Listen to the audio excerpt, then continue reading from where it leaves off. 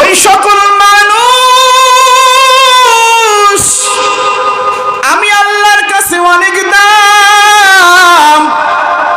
আল্লাহ রব্বুল আলামিন নবী আরবি সাল্লাল্লাহু আলাইহি ওয়াসাল্লামের উপর আয়াত নাযিল করে দিলেন, জিবরিল জলদি করে যাও, আমার নবীর নিকটে হাজির হয়ে যাও, গিয়ে সুসংবাদ দিয়ে দাও যেই মানুষগুলো জবানে একবার বলেছে লা ইলাহা ইল্লাল্লাহ মুহাম্মাদুর রাসূলুল্লাহ, ওই মানুষটা আমি আল্লাহর কাছে অনেক দাম। সুবহানাল্লাহ বলেন। কেমন দাম আমার আল্লাহ রাব্বুল আলামিন বলে, বিসমিল্লাহ